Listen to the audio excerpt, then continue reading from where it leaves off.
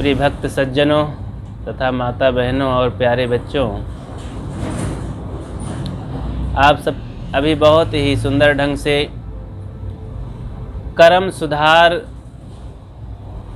पर श्रवण कर रहे थे कि जीवन में कर्मों का कितना बड़ा महत्व है। थोड़ी देर के लिए मैं भी अपनी बातें रखूं। एक छोटा सा पद है, उसे प्रस्तुत करता हूं। सपन कर जान्यो ये जिंदगानी, सपन कर जान्यो ये जिंदगानी, यह जिंदगानी यह जिंदगानी, सपन कर जान्यो यह जिंदगानी।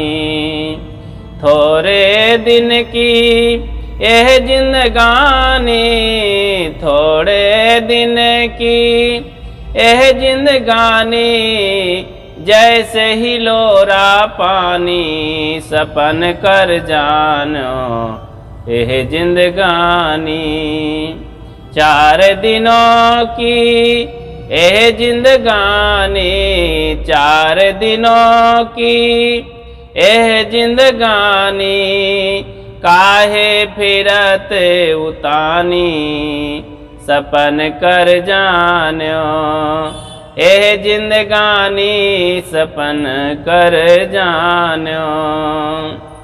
जेहि घर साधो संत न जामे, जेहि घर साधो संत न जामे, तिनकर भाग बिलानी, सपन कर जान्यो यह जिंदगानी।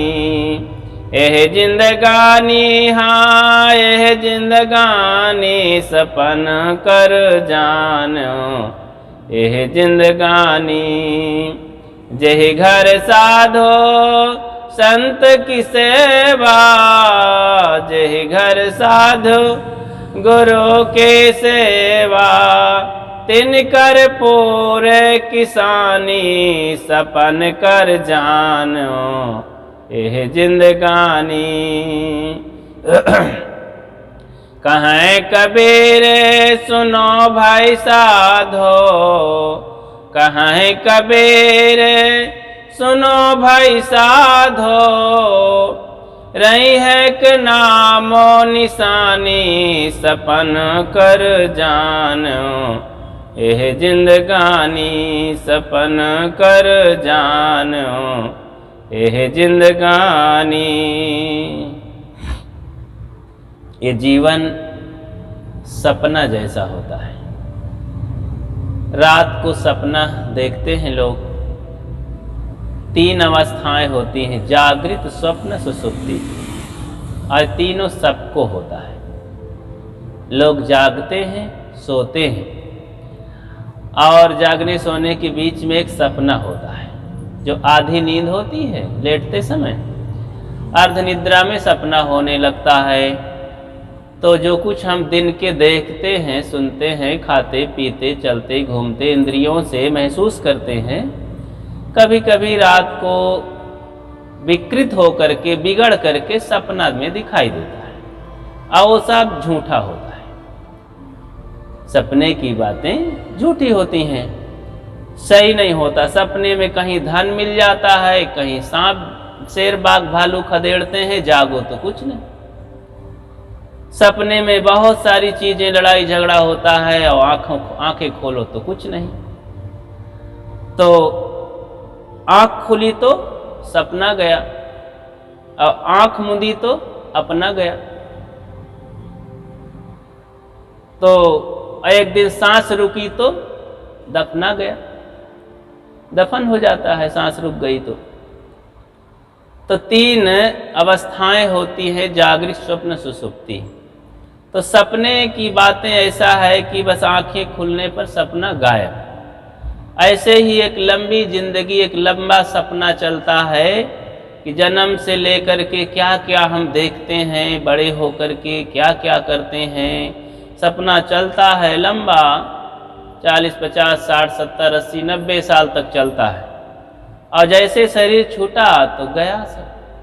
सब कुछ देखा सुना, कमाया धमाया, किया धरा, सब झूठा हुआ। तो ये संसार एक सपना है, कब आंखें मूंद जाए कोई ठिकाना नहीं। तो इसलिए इस रहस्य को समझना चाहिए कि शरीर क्या है। थोड़ी सी इस बात को समझ ले कि ये शरीर मिट्टी, पानी, आग, हवा, ये तत्वों का जोड़ है। जैसे देखो एक घर बन गया है तो इसमें क्या क्या मटेरियल लगा है आप सब जानते हैं। सीमेंट, ईंट, लोहा, यही सब मटेरियल से भवन तैयार हो गया है। ऐसे ये शरीर एक भवन है, एक घर है। इसमें 4 तत्व लगे हैं, लेकिन इसमें रहने वाला कौन है? आत्मा, जीव, परमात्मा कहते हैं। जैसे इस घर में रहने वाले हमारे देवता लोग हैं, सज्जन भक्त लोग हैं, तो इस घर के ये लोग मालिक हैं, ये दावा करते हैं। घर दावा नहीं करता है कि ये लोग मेरे आदमी हैं, मालिक हैं। घर दावा नहीं करता। घर जड़ है, इसमें जान नहीं होती है। तो और ये खाली जगह घर है, ये दीवार घर नहीं है। इसी तरह इसमें रहने वाला मालिक इस घर का जिम्मेदार है। जिस दिन ये मालिक निकल जाता है तो घर पड़ा रहता है, गिरने लगता है, गिर जाता है। इस घर का मालिक तो आता जाता है, लेकिन इस घर का जब मालिक निकल जाएगा तो लौट के आता नहीं। इस घर में दोबारा घर नया बनाता है। तो इस घर में फिर कभी लौट के नहीं आता, ये नष्ट हो जाता है। तो शरीर नश्वर है, इसे पानी का बुल्ला कहते हैं। तो इसमें हमें अच्छी तरह से समझ करके क्या करना है, इसका अहंकार झाड़ देना है कि शरीर भी बहुत कुछ है। ये कुछ नहीं है, ये केवल हमें दुख मिटाने का साधन है, सद्गुण सदाचार की पूंजी कमाने का साधन है और बंधन तोड़ने का साधन है। लेकिन ये काम ना करके लोग संतोष से ना जी करके केवल दुख बटोर लेते हैं। परिवार में रहते हैं, 4, 6, 10 सदस्य होते हैं, जीने का ढंग नहीं है तो वहीं तमाम बंधन बना लेते हैं। बाहर तो वैसे लोग बढ़िया मिल करके संतोष करके सह के जी लेते हैं, और घर में एक दूसरे की सहना नहीं चाहते हैं। घर वालों से जितना लोग दुखी होते हैं, परेशान होते हैं, संकालु होते हैं, उतना बाहर वालों से नहीं। और घर में ही पूरा जीवन हमको निकालना है, वहीं सब काम धाम करना है, वहीं जिंदगी बिताना है अपने ही लोगों में। अपने ही लोगों में हम अच्छा नहीं जी पाते हैं। तो यही कला सीखना है। इसके लिए संत कहते हैं, संत सहायक जीव के संत ही पार लगाए, औरन से या होए नहीं जो भ्रम भूल भगाए। सदगुरु कबीर एक महान संत हुए हैं। वे कहते हैं, मैं रोऊं यह जगत को। संसार के लोग देखो अपने अपने बाल बच्चों के लिए रोते हैं, लेकिन संत कहते हैं मैं संसार के लिए रो रहा हूँ। मैं रोऊं यह जगत को, मैं जगत के लिए रो रहा हूँ। क्यों रो रहा हूँ? क्योंकि सब लोग मुझे दुखी नजर आ रहे हैं, तो जरा सुखी बने इसके लिए मैं सबको बता रहा हूँ, कह रहा हूँ, प्रयास कर रहा हूँ, करुणा दिखा रहा हूँ कि सब लोग देखो तथागत बुद्ध हुए, रास्ते रास्ते चले, महावीर स्वामी हुए, ऐसे तमाम ऋषि मुनि हुए, सदगुरु कबीर हुए, तो लोगों को जगाए चिताए कि आप लोग सब जागें। जो जागल सो भागल हो रमैया राम।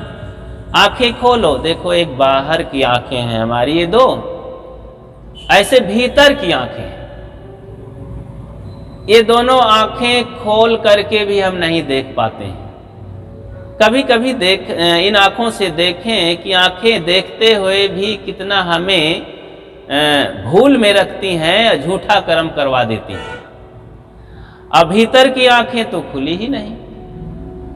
इन आंखों से जब मोतियाबिंद आता है तो ऑपरेशन होते हैं अस्पतालों में, प्रत्यारोपण होता है, तो बढ़िया दिखाई देता है। डॉक्टर कहते हैं भैया मोतियाबिंद हट गया है, बढ़िया चश्मा लगा लो दिखाई देगा। भीतर इसी तरह जब संत गुरुजन सर्जन होते हैं उसका ऑपरेशन कर देते हैं, मतलब विचार कह करके बता करके उनका दिल खोल देते हैं, तो विवेक और विचार की दो आंखें होती हैं। जब वो खुल जाती हैं तो सही और गलत, पाप और पुण्य, धर्म और अधर्म दिखाई देने लगता है, आंखें खुल जाती हैं। जब तक ये आंखें नहीं खुली होती हैं तो थोड़ी थोड़ी चीज़ों में टकरा टकरा के जीवन को दुखमय बना लेते हैं। जैसे एक परिवार ऐसा था कि दो ही प्राणी थे, बड़े अच्छे ढंग से अपना शुरू में जीवन गुजर करने लगे कि दो ही थे, पति पत्नी के रूप में, घर अच्छा था। तो पुरोहिताई का काम करते थे, पुरोहित पंडित, कथा कीर्तन ये सब और सारा कर्मकांड, शादी ब्याह में जाना और सत्यनारायण व्रत की कथा सुनाना, ये सब काम करते थे। इससे उनका घर चलता था, वो दक्षिणा मिलता है, रोजी रोटी चलती है। तो इस तरह से वो जीवन व्यतीत कर रहे थे। एक दिन की बात की, पंडिताइन के नैहर से 5 लड्डू उनकी माँ ने भेजा। कोई उपवास व्रत चल रहा था, त्योहार, तो उसी में भेजा था कि मेरी बेटी को ये लड्डू बढ़िया ताकतवर लड्डू है, इसे मेरी बेटी को देना। तो वो नाई लेकर के, नाई संदेश वाहक होता है, तो वो लड्डू लेकर के पहुंचा। तो पंडिताइन देख करके खुश हुई बहुत, उनको पानी पिलाए, नाई चला गया। और इतने में फिर पंडित जी आ गए शाम को। तो पंडिताइन बताने लगी कि देखो जी, मेरी माँ ने 5 लड्डू भेजा है। कितना? हाँ, 9 लड्डू था, 9 लड्डू। तो ऐसा करना है कि 5 मैं खाऊंगी, 4 तुम खाना। तब इतनी बात सुन करके पंडित जी थोड़ा सा अपनी त्योरी चढ़ाए। बहुत चालाक बनती है, 1 लड्डू तू ज्यादा कैसी खाएगी? पति का अधिकार ज्यादा होता है, मैं पुरुष हूं, तो मैं खाऊंगा 5 लड्डू, 1 लड्डू तू ज्यादा कैसे खाएगी? तू 4 खाना, मैं 5 खाऊंगी। कहीं नहीं, माँ अपनी बेटी के लिए 1 लड्डू प्यार से ज्यादा भेजा है। मेरी माँ मुझे बहुत चाहती है। कहीं तू जानती नहीं है, सास को दामाद बहुत प्यारा होता है, वो मेरे लिए लड्डू भेजी है 1 ज्यादा। इसी में बहस चल पड़ी। अब वो कहे नहीं मैं खाऊंगी 5, वो कहे नहीं 5 मैं खाऊंगी, तू 4 खाना। ऐसा करते करते उनमें एक बहस करते करते एक शर्त लग गई कि जो चलो मौन होते हैं, जो पहले बोलेगा वो 4 खाएगा, और जो मौन में सिद्ध हो जाएगा वो 5 खाएगा। चलो दोनों मौन हो गए, मुख में ताला लगा लिए मानो। अब बना बनाया भोजन शाम का रखा रह गया, खाए नहीं, चुपचाप कुछ देर इधर उधर घर में किए, फिर सोने का समय हो रहा था, खाए नहीं और बिस्तर पर लेट गए। एक ही पलंग थी, खाट, बेड, और उसी में एक तरफ लेट गए। तो अब बोलना मना था भाई, क्योंकि वो लड्डू दिखाई दे रहा था। एक लड्डू के पीछे इतनी बड़ी वो जहमत ले लिए कि कौन कम में रहे। नहीं, एक मैं कम कैसे खा सकता हूं, मैं पुरुष। उसने कहा नहीं, मैं पत्नी हूं, मेरे बदौलत ये दामाद बने हैं मेरी माँ के, नहीं इनको कौन पूछता।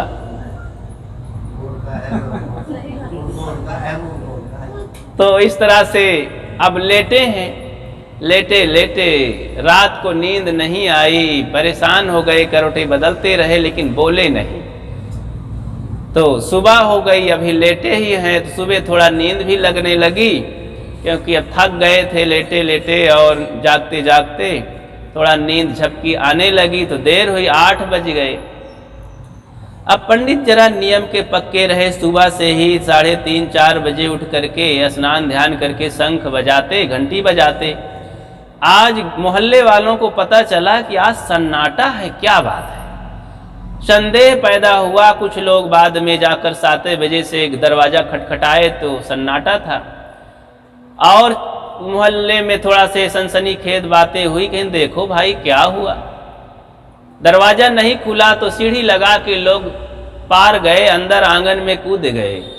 देखे दरवाजा खोले अंदर तो दोनों एक खाट पर लेटे हैं। सोचे कि अब ये लोग हमको बुला देंगे तो ठीक नहीं है, और सख्ती से आंख मूंद लिए और सोने का नाटक करने लगे। तो लोग गए इधर उधर, हिलाए डुलाए, दोनों हिले डुले नहीं, अब बोले ही नहीं। शंका हुई कि लगता है कोई सर्प और इनको काट लिया एक साथ, और दोनों अब राम नाम सत्य हो गया इनका। अब ऐसा करते हैं कि अब इनके तो कोई परिवार में है नहीं, अब इनका सब कुछ हमें ही क्रियाक्रम करना पड़ेगा। गांव के लोग सलाह किए, 9 लोग इकट्ठा हुए। गांव छोटा पुरवा था गांव, 9 लोग इकट्ठा हुए। कहीं देखो ये पंडित लोग हैं और पुजारी लोग थे, अब बहुत अच्छे थे, सीधे साधे 2 ही थे, इनके तो कोई और है नहीं, चलो हम ही लोग सब करेंगे। तो अर्थी बनवाई गई और उस पर दोनों को सोचे दोनों पति पत्नी अलग अलग अर्थी ठीक नहीं है, एक ही पर्याप्त है, एक ही दोनों को लिटाए और 4 लोग पकड़ लिए, कंधा दिए, और 5 लोग अपना कुछ फूल बतासा छिड़कते हुए, कुछ गाते हुए, राम नाम सत्य है, सत्य बोलो मुक्त है, राम नाम सत्य है, ऐसे कहते चल पड़े।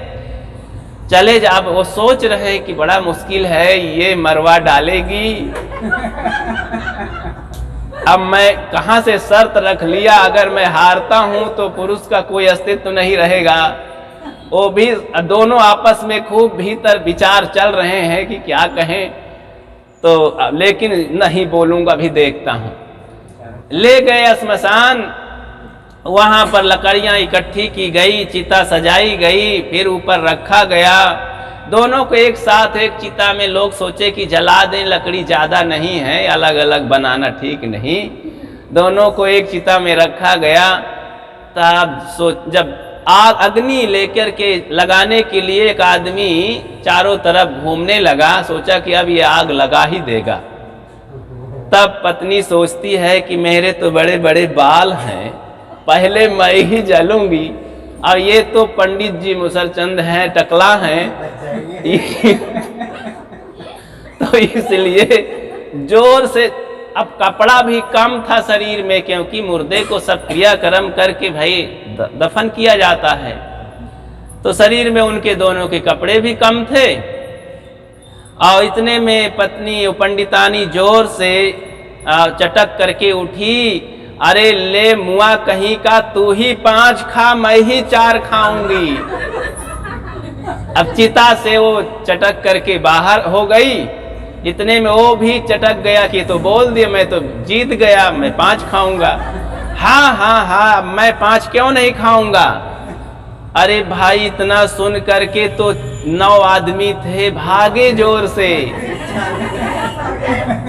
कि ये तो ब्रह्म राक्षस हो गए हैं, क्योंकि देखो वहां भी वर्ण व्यवस्था है, मरने के बाद भी लोग बना दिए हैं। यहाँ जैसे तमाम वर्ण व्यवस्था है, तो वहां भी जब पंडित मरते हैं तो ब्रह्म राक्षस होते हैं। तो कहें भाई ये तो ब्रह्म राक्षस हो गए हैं, अब ये तो अभी देखो खाने के लिए तैयार हैं, हम 9 लोग हैं, आपस में दोनों बंटवारा कर लिए हैं तो भागे 9 आदमी गांव की ओर। अब ये उठे और दोनों कहें चल चल, तू ही 5 खाएगा, मैं ही 4 खाऊंगी, तू तो सब हमारी दुर्गत करवा दिया, चल भाई चल। तब तो नहीं मानती थी, अरे पहले ही बोल देना चाहिए, चलो चलते हैं। चल पड़े, भाई रुको रुको रुको भाई, क्यों भागे जा रहे हो। तो गांव की ओर ये भी चल पड़े दोनों जल्दी जल्दी कि उन लोगों को रोकें, और गांव वाले भागे कि तो गांव की तरफ आ रहे हैं, अब गांव में तो सब खा जाएंगे शैतान। क्योंकि आज इस वैज्ञानिक युग में भी भूत प्रेत जादू मंत्र टोना टुटका का बड़ा लोग डर सताता है लोगों को। तो दोनों प्राणी पंडित पंडितानी गांव की ओर गए। गांव के सब लोग अपना अपना दरवाजा बंद करके सन्नाटा हो गया। तो जैसे कोरोना में सब लोग रोडों में साफ सुथरा दिखाई देने लगा, अपना अपना घर में सब डटे थे, कोई निकल नहीं रहा था क्योंकि लॉकडाउन चल रहा था। तो वैसे ही सब लोग सन्नाटा हो गया पूरा गांव। इतने में गांव के सरपंच हिम्मत करके बाहर निकले, सबसे पंडित जी चरौरी करने लगे, भैया दरवाजा खो, हम वही पंडित पंडितानी हैं। तो देखे कि शकल सूरत तो वही है, कपड़ा कुछ लोग दिए उनको ज़्यादा, और भाई पहनो, सब लोग आ रहे हैं। लोग आए गांव के हिम्मत करके, क्या बात है पंडित जी, क्यों ऐसा हुआ, आप लोग तो शरीर छोड़ दिए थे, जिंदा कैसे हो गए? बोले यार भाई हम ऐसा नहीं, हम लोग शर्त लगा, मौन का शर्त लगाए थे दोनों में, ऐसी ऐसी बातें हुई। गांव की देवियां इकट्ठा हुई, भाई लोग इकट्ठा हुए, उनकी बातें सुन करके इतना बेकार कमजोर की बात, तो धिक्कारने लगे कि धिक्कार है पंडित जी और पंडितानी, जिस पति को पाने के लिए तुमने अपना घर छोड़ा, माता पिता छोड़ा, भाई बंधु छोड़ा, सखी सहेली छोड़ी, बचपन का सबका प्यार छोड़ा, उस पति के लिए तुम एक लड्डू नहीं छोड़ सकती हो, कैसे पंडितानी हो? माताएं लोग सब डांटने लगी और भाई लोग डांटने लगे कि जिस पत्नी के लिए तुमने कितना डीजे बजवा करके, इतना खर्चा हर्जा करके, डांस करके बुलाने गए थे, अब इतना गांव वालों के सैकड़ों लोगों को लेकर बाराती गए थे, उस औरत को एक लड्डू तुम नहीं दे सकते हो जो रोज ताजा ताजा गरम गरम भोजन बना के दर पर देती है कि लो जी खा लो, और तुम्हें माँ की तरह वो सेवा करती है खाने पीने में, तुम्हारे स्वास्थ्य के लिए। तुम एक लड्डू अपने पत्नी के लिए नहीं दे सकते हो ज्यादा? तुम कैसे पंडित हो, कैसे विद्वान हो, क्या कथा सुनाते हो? गांव के लोग उन्हें डांटे। तो देखो, संतोष जहां नहीं है, पति पत्नी में भी एकता नहीं बन पाती है, सुख स्थापित नहीं होता है। तो एकता बहुत बड़ी चीज है। एकता से राष्ट्र का निर्माण होता है, एकता से देश का कल्याण होता है। एकता का दीप जलाओ आज घर घर में, एकता ही आजादी का पैगाम होता है। तो एकता और प्रेम, ये दो हमारे जीवन की बहुत बड़ी संपत्ति, धरोहर है, इसे सबको कमाना चाहिए। जिसके दिल में प्रेम नहीं है तो क्या है आदमी? प्रेम के बिना तो कोई मिल नहीं सकता है, और प्रेम ही स्वर्ग है। स्वर्ग कहीं बाहर नहीं होता है, स्वर्ग इसी जीवन में, इसी धरती पर, अपने घर परिवार में ही स्वर्ग और नरक दोनों होते हैं। इसीलिए बाहर की कल्पना छोड़ करके हमें अपने घर परिवार को स्वर्ग बनाना होगा। स्वर्ग क्या होता है समझें? एक शांत चित्त से संत बगीचे में बैठे हुए थे। वहाँ एक पुलिस का अफसर अपने सिपाहियों सहित आकर के बड़ी विनम्रता से संत से निवेदन करते हैं कि महाराज जी बताइए, हमें स्वर्ग और नरक क्या होता है? महात्मा जी ने कहा कि पहले मुझे अपना परिचय बताएं, आप कौन हैं? सिपाही ने बताया कि मैं अफसर हूं सिपाहियों का। महाराज जी ने कहा, अच्छा, आप तो अफसर जैसे नहीं दिखाई पड़ रहे हैं। सिपाही को जरा क्रोध आ गया। उसने कहा, आप क्या बोल रहे हैं, दिखता नहीं है आपको, आप संत हैं कि कौन है? थोड़ा नाराज हुआ, क्रोधित हो गया। महात्मा ने थोड़ा सा और कटे पर नमक छिड़क दिया, उन्हें और क्रोधित करना चाहे। कहना, अच्छा, आप रिवाल्वर भी लिए हैं, इतना क्रोध करते हैं? अभी हम एक तमाचा मारे तो जमीन में मुंह की खाओगे, और अफसर अपने को बताते हो। उसे बहुत क्रोध आया, तमतमा गया और रिवाल्वर मारने के लिए तैयार हो गया। महात्मा जी ने कहा कि हाँ, इस समय आप नरक में हैं। तुरंत वो सोचा कि ये तो महात्मा जी हमें सिखा रहे हैं, उत्तर दे रहे हैं, और महात्मा के चरणों में झुक गया और रोने लगा, आंसू गिरने लगे। महात्मा ने उन्हें अपने हाथों से उनकी बाहों को पकड़ करके उठाया और सीने से लगाया कि बेटा तुम इस समय स्वर्ग में। तो मनुष्य के अंदर जब विनम्रता होती है, सरलता होती है, दया और सद्गुण गुण होते हैं तो वो स्वर्ग में होता है। जब उसके अंदर क्रोध, काम, लोभ, मोह, दुर्गुण होते हैं तो नरक होता है। तो स्वर्ग नरक अपने इसी जीवन में आते जाते हैं। तो हर समय हम स्वर्ग में जीने की तमन्ना रखें। स्वर्ग कहाँ है? प्रेम में ही स्वर्ग है। पति पत्नी थे, एक दिन झगड़ा कर लिए, बात बात में तलाक कर दिए। बोले हम दोनों तलाक हो जाने गए, ठीक है तलाक हो जाए। फिर बैठ गए सिर पकड़ करके, कहाँ से बोल दिए। कितनी मेहनत से शादी हुई है, इतना लागत लगी है, इतना दिनों में ये वर वधू का संगम हुआ है, मिलन हुआ है। अब बात बात में बताइए तलाक हो गया, ठीक नहीं। क्या हम लोग अमेरिका और लंदन के हो गए हैं क्या? अरे भारत के, हिंदुस्तान में बहुत मजबूत होता है रिश्ता शादी का।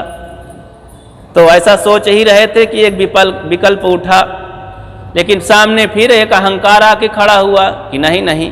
पत्नी सोचती है अगर मैं इस प्रतिज्ञा से अगर मुकर गई तो ये सदैव मेरे पीछे पड़ा रहेगा, तो मैं भी हारने वाली नहीं। पति सोचता है अगर मैं हाथ जोड़ लिया, विनम्र हुआ, तब तो ये सदैव मेरे सिर पर चढ़ जाएगी। तो ये अहंकार झुकने नहीं देता है घर में बैठा। तो अहंकार झुकने नहीं देता है, क्षमा मांगने नहीं देता है। और क्षमा मांग लेना, झुक जाना एक गृहस्थी में सबसे बड़ा देवता और सुख है। तो ऐसा दोनों के सामने समस्या थी, लेकिन एक दूसरा विकल्प आया सामने कि चलो सामने फिर हुए, अच्छा तो बताओ किस दिन तलाक करोगे, कोई तारीख तिथि है? कहें हाँ। मन में तो था कि तलाक नहीं करना, लेकिन अब अहंकार कहता है नहीं, ऐसे नहीं झुकना है। तो कब तलाक करना है? तो पत्नी कहती है जब गमले की तुलसी जब सूख जाएगी ना, उसी दिन तलाक कर देंगे। कहें ठीक है चलो। तब दोनों के मन में हुआ कि तुलसी सूखने ना पावे। तो 3 बजे रात के ही देवी जी उठ करके पानी डाल आई, क्योंकि उसको बड़ा दर्द था, पश्चाताप था कि मैं कहाँ से ऐसा कह दिया तलाक की बात, और तुलसी सूखने न पावे, नहीं तो बात आ जाएगी तलाक की। और उधर पति सोचता कि कहाँ से कह दिए, इतनी बढ़िया देवी मिली है, जब से आई है ताज़ा ताज़ा गरम गरम मिल रहा है भोजन, इतनी सेवा, इतना बढ़िया मीठा बोलती हैं, सारी इज्जत मर्यादा इसी के हाथ में है, घर स्वर्ग हो गया है। लेकिन ये क्रोध आके चौपट कर दिया। चलो तुलसी को सींचना है, वो भी गया 4 बजे, वो भी डाल दिया पानी। 4-6 दिन ऐसे कुछ अंतर में सिंचाई होती रही। एक दिन दोनों एक साथ पहुंच गए पानी डालने, तो दोनों की आंखें 4 हुई। तो 4 मिले 64 खिले, 20 करे कर जोर, दोनों ओर की बंदगी पुलकित भय 60 करोड़। तो जब चारों आंखें मिली तो रहाइश हुई नहीं, तो हंस दिए। तो 32-32 64 दांत खिल गए। 4 मिले 64 खिले, चारों आंखें जब 4 हुई दोनों जन की, तो मुख उनकी 32 खुल गई, दोनों की हंस पड़े। तो 20 करे कर जोर, दोनों हाथ जोड़ देन कि अरे हम लोग प्रेम से रहते हैं और रहें, और बेकार की बात न करें, आओ हंसने लगे और गृहस्थी उनकी बढ़िया हो गई। तो देखो जहाँ प्रेम है वहाँ स्वर्ग हो गया। प्रेम बस थोड़े समय के लिए गया था, 4-6 दिन के लिए, घर नरक जैसा हो गया। अब प्रेम फिर लौट आया दोनों में, घर स्वर्ग हो गया। तो घर में प्रेम स्थापित करना है। एक सेठ जी थे, तो सेठ जी 80 साल के थे। सपना हुआ, तो सपने में देखा कि मेरे घर की लक्ष्मी अब जाने वाली है, लेकिन एक वरदान देने वाली है।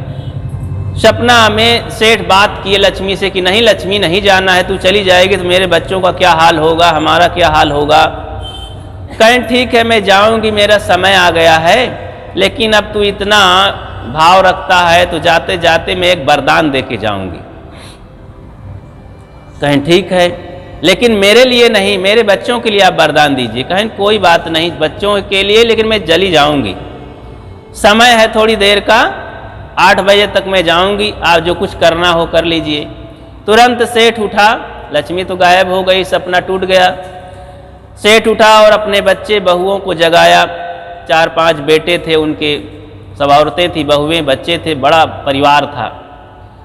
तो बूढ़े ने अपने बच्चों से कहा देखो ऐसा ऐसा है और लक्ष्मी जाने वाली हमारे घर से, लेकिन एक वरदान दे के जाएगी, आओ जरा से मीटिंग कर लेते हैं। तो बच्चों ने कहा कि पिताजी तब तो ये बहुत अच्छी बात है, एक ही वरदान है, बड़ी सूझबूझ से मांगना है। तो ऐसा है कि आज के ज़माने में अगर धन दे देती लक्ष्मी, उसी से सब बढ़िया हमारा जीवन अच्छा हो जाता, उसी से बच्चों की शादी, पढ़ाई लिखाई, घर द्वार, दुकानदारी, शादी ब्याह सब हो जाता। पिताजी ने कहा हाँ बेटा ठीक है, बहुत अच्छी बात आप बताए हो, धन का ही बड़ा महत्व है संसार में। दूसरे बेटे ने कहा कि पिताजी धन लक्ष्मी दे दे, लेकिन जानते हो घर बनवाने में कितना समय लगता है, बच्चों को पढ़ाने में कितना समय लगता है। बना बनाया घर द्वार लक्ष्मी दे दे, बच्चों के अंदर ऐसी शक्ति दे दे कि पढ़ने स्कूल जाने की जरूरत ना पड़े। कहें हाँ बेटा ये भी बात है। तीसरे ने भी ऐसा कहा कि पिताजी बेटा हमारे पढ़े लिखे आ जाएं, लेकिन काले कलूटे लंगड़े लूले आ जाएं तो क्या मतलब। कहें हाँ हो सकता है बेटा, ऐसा हो सकता है। तो ठीक नहीं, ऐसा सब अपने अपने गणित से अंदाजा लगाए, मुद्दा उठाए। औरतों का नंबर आया तो औरतें कहने लगी कि पिताजी ये सब पुरुष लोग हैं, अपने मन की बातें कहते हैं, हमें तो सुख मिलता है गहनों में, हमारे लिए लक्ष्मी बढ़िया बढ़िया गहने साज श्रृंगार की चीजें लाती तो हम सुखी होते। और किसी ने कहा कि खाने पीने की सारी वस्तुएं होती, किसी ने कहा कि नहीं नहीं, लक्ष्मी हमें वो शक्ति दे दे कि हम अपने पतियों को अपने बस में रखें, अंगुली पे नचाएं तो हमें सुख मिलेगा। ऐसा मन में संकल्प मुद्दा उठाया। एक छोटी बहू थी, उसने कहा पिताजी मुझे अफसोस हो रहा है कि ये हमारे भाई और जेठानियाँ लोग क्या कह रही हैं। आप 80 बरस के बूढ़े हैं, पिता हैं, आप दुनिया को देखे हैं, अनुभव है, क्या धन में सुख पाए हैं लोग दुनिया के, क्या सुंदरता में मिला है, क्या रंग रूप में मिला है, क्या घर मकान में कोई सुखी हुआ है, क्या कोई पद पोस्ट में सुखी हुआ है। पिताजी ने कहा नहीं हुआ है आज तक कोई, लेकिन बेटी वरदान तो मांगना है। कहें मेरी तरफ से एक वरदान मैं सुझाव देती हूँ कि हमारे घर में, हमारे परिवार में, बाल बच्चों में, देवरान जेठान में प्रेम और एकता आ जाती तो हम लोग सब सुखी हो जाते। पिता तो क्या कहना, उछल पड़ा।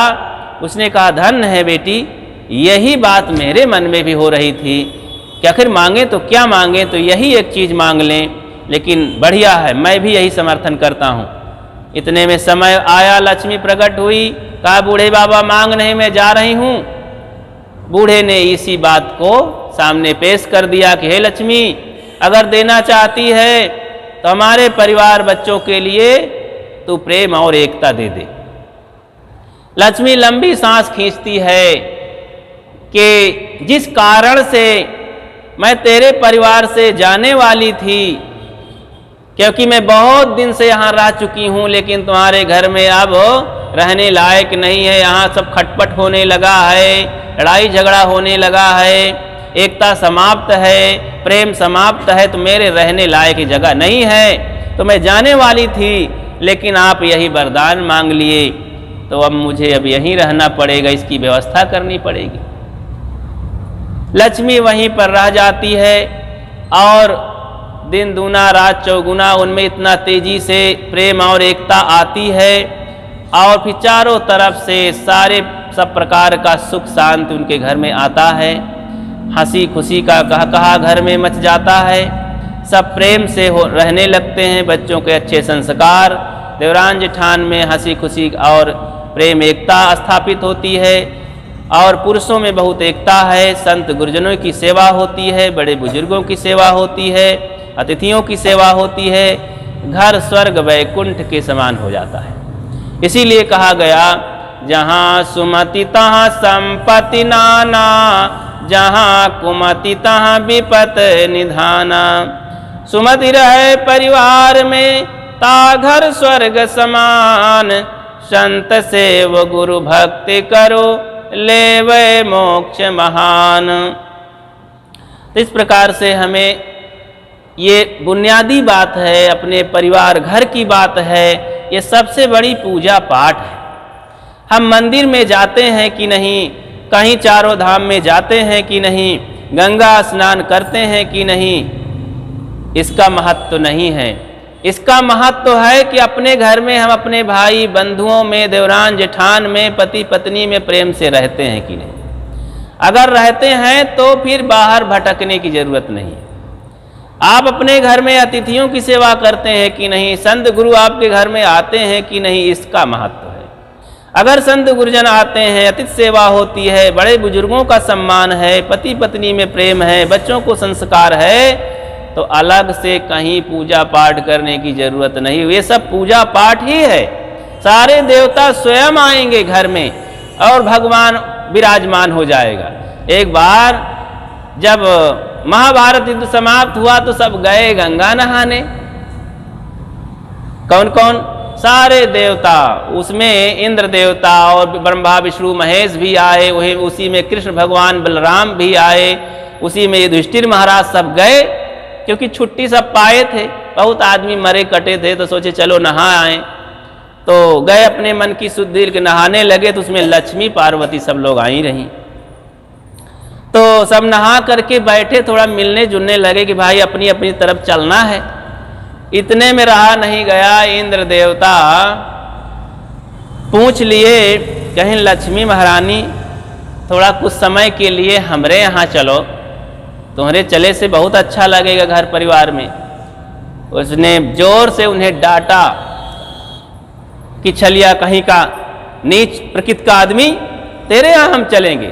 क्योंकि इंद्र कहा जाता है एक किसी स्त्री का सतीत्व तो नष्ट किया था, अच्छा चरित्र का नहीं था, इसलिए लक्ष्मी ने धिक्कारा कि तेरे यहाँ नीच प्रकृति के आदमी के यहाँ मैं नहीं जाती। तो अपना समूह लेकर के रह गया।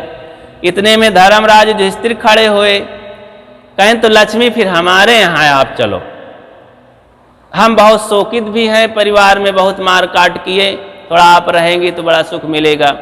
लक्ष्मी ने उन्हें धर दबोचा और जुआड़ी कहीं का, तू अपने पत्नी को नहीं हुआ है तो मुझे कहां से होगा? तेरे यहाँ पवित्र जगह है, जो एक नारी की रक्षा नहीं कर सकता है तो तेरे यहाँ कहाँ जगह है? तो तू नारी विरोधी है। तो धर्मराज भी चुप हो गए।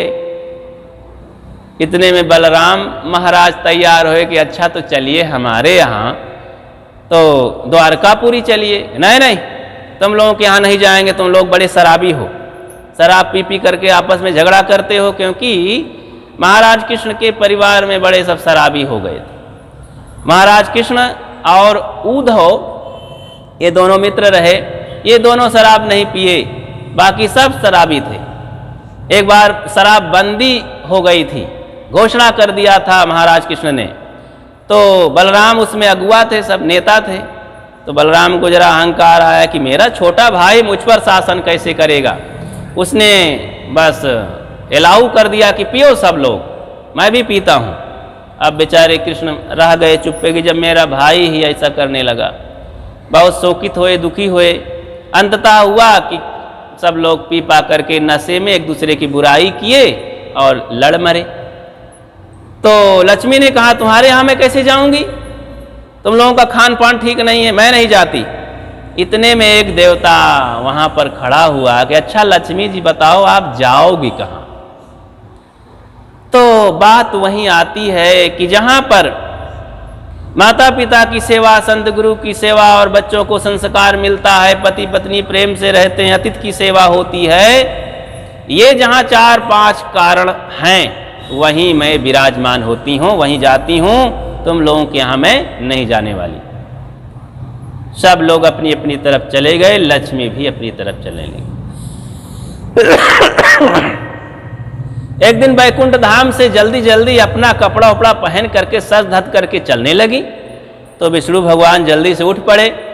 अरे लक्ष्मी, तुम बिना बताए कहाँ चली जा रही हो? कहीं ना, आज मैं जा रही हूँ वहाँ धरती लोक में, मृत्यु लोक में। तो अरे स्वर्ग लोक बैकुंठ तुम छोड़ करके मृत्यु लोक क्यों जा रही हो? वहाँ कौन तुम्हारे लिए ये जगह है? कहीं नहीं नहीं, वहाँ एक जगह हुई है कि वहाँ मुझे जाना पड़ेगा। तब वहाँ कौन सी जगह है? तो लक्ष्मी ने बताया कि वह मृत्यु लोक में भी एक ऐसा घर है कि वहाँ पर इतने अच्छे लोग हैं, इतना बढ़िया रहते हैं, उनके घर की देवियाँ रहती हैं, माताएं बहनें हैं, इतने अच्छे संस्कारी बच्चे हैं, इतना बढ़िया परिवार है, इतने अच्छे बुजुर्गों की सेवा होती है, तो मेरे रहने लायक जगह, वहाँ मेरा जाना आवश्यक है। एक दूसरा बैकुंठ तैयार है धरती पर। तो बताने का, एक समझाने का एक तरीका है। तो जहाँ पर हम समझते हैं कि ये मृत्यु लोक है, वहीं पर ये स्वर्ग लोक बनाया जाता है। अपने ही जीवन में स्वर्ग और नरक बनते हैं, इसलिए सबको जागृत होकर के विवेक विचार से रह करके इस जीवन में अपना कल्याण करना है और दूसरे की भी सेवा मदद करनी है कल्याण में, ताकि यहाँ पर मानव जीवन सफल हो सके। अपनी बातें ही कह करके आप सबको बहुत बहुत धन्यवाद दे करके वाणी में विराम लेता हूँ। बोलिए सद्गुरु देव की।